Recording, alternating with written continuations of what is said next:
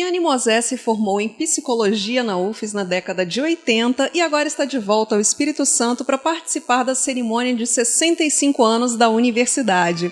Hoje ela faz a palestra Educação Pública e Sociedade em Rede. Mas antes, a gente para um pouquinho para conhecer um pouco mais da sua história.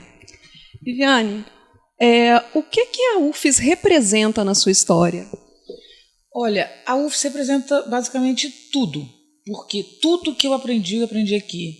O que eu fiz fora daqui mestrado e doutorado. Aqui eu fiz graduação na década de 80 e fiz especialização em elaboração e implementação de políticas públicas aqui.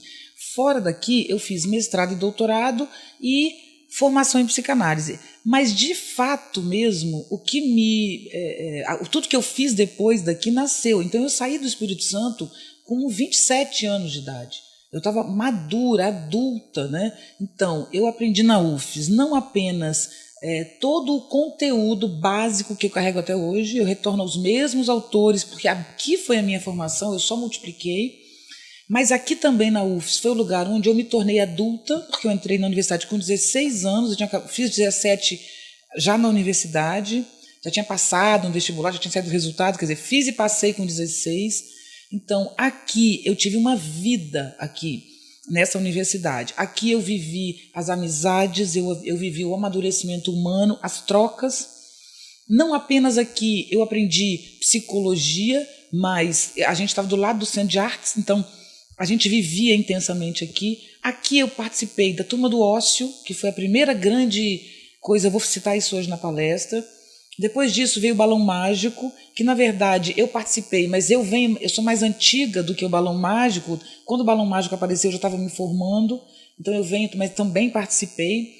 Fiz política estudantil aqui, então eu acordava, vinha para cá e saía para ir para casa dormir durante 8 anos, 10 anos da minha vida, né? Devo muito ao UFES. Então, esse chão, cada pedaço dessa universidade, eu participei, eu estava lá, atuei. A minha memória é 100% daqui. Então, não tenha dúvida que a UFES, eu estou muito feliz de estar aqui por isso, porque realmente a minha vida foi construída aqui. Não apenas acadêmica, humana, social, política, tudo que eu aprendi, de fato, eu trago daqui. E como é estar hoje de volta para comemorar esses 65 anos da UFES? É uma honra para mim, é uma honra poder fazer essa palestra. E honra maior é saber que eu posso devolver alguma coisa, sabe? Que eu posso contribuir com alguma coisa. Porque eu poderia ter saído daqui e não conseguir estar aqui trazendo alguma coisa para cá. Então é uma honra enorme para mim. Fico super feliz de estar aqui. E espero que esse momento seja só o primeiro e que eu possa contribuir ainda muito com a universidade, né? Espero ter muito tempo de vida ainda. Eu tenho 55 anos, então eu estou numa idade meio de transição, tipo uma aposentadoria. Eu não estou me aposentando porque eu nunca vou me aposentar, mas eu já posso me dar o luxo de trabalhar com coisas que eu escolho e que eu gosto, né? Então, por meu gosto, por minha escolha, eu quero contribuir cada vez mais com a Universidade Federal do Espírito Santo, sem dúvida nenhuma, como gratidão, como forma de gratidão a tudo que eu aprendi aqui. Você, além de ter feito a graduação aqui na UFES, também participou na Universidade Federal do Rio de Janeiro, né? Como é que você vê essa contribuição das universidades para a formação do país? E tem um detalhe que eu esqueci, eu fui professora daqui, durante 2 anos, professora substituta. Eu fui o máximo que um professor pode ter, né? Que são 2 anos sem ter um vínculo de concurso, né? Então também fui professora.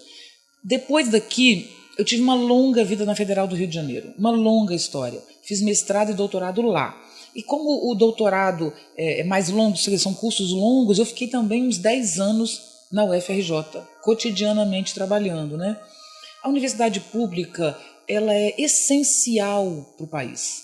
Porque a universidade pública, assim como a escola pública, eu vou falar muito sobre isso hoje, porque a minha especialidade não é universidade, é educação básica, então eu vou passar um pouco desse conhecimento de escola pública, né? Mas as escolas públicas, tanto de ensino fundamental, médio e universidade, elas são livres, porque elas podem construir um projeto pedagógico e trabalhar esse projeto pedagógico. O que acontece nas particulares é que a interferência de quem patrocina, de quem financia, no caso, os pais nas escolas particulares ou as empresas que guiam aquele processo, há uma direção do processo educacional. Então, por exemplo, vivemos hoje, isso também vou falar bastante, nós vivemos hoje uma sociedade em crise absoluta. em todos os níveis, né? Então, para sair desse abismo que a gente vive, não só no Brasil, isso é o mundo que está nesse momento. Para sair desse momento, a gente precisa de ousadia e criatividade, né? E essa ousadia e criatividade é garantida por uma escola pública livre para todos, né? É fundamental a escola pública.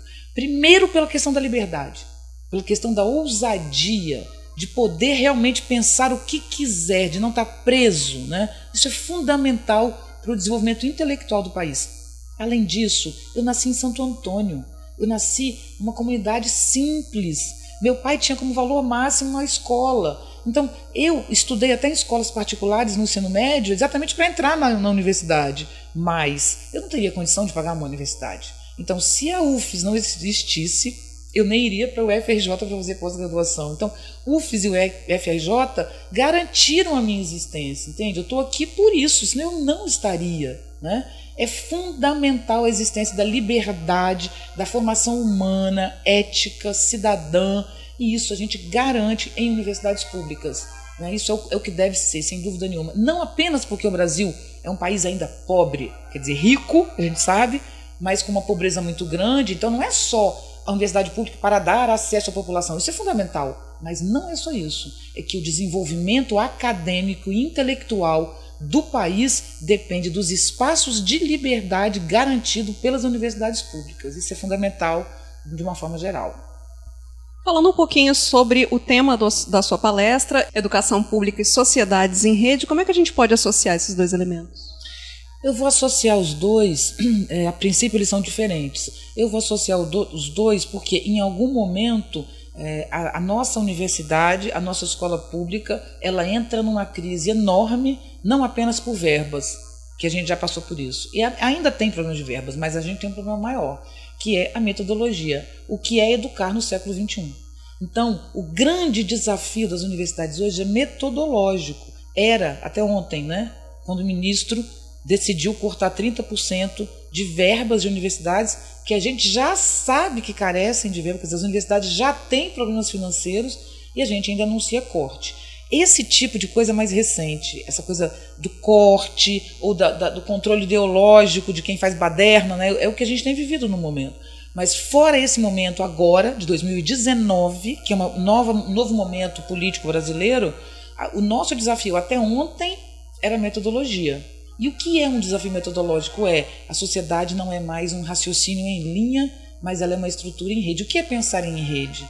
O que é formar pessoas? Então, a maior parte da minha palestra se dedica a discutir a sociedade em rede e mostrar os desafios e abismos que nós temos na sociedade em rede.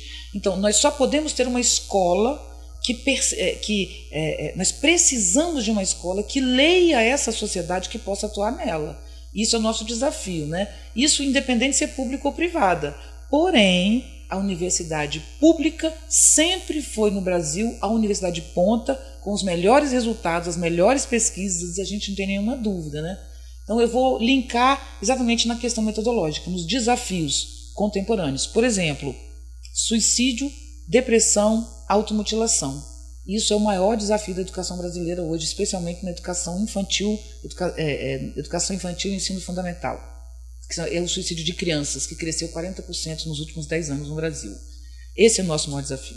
O suicídio na universidade cresce significativamente. A segunda razão de morte já é o suicídio.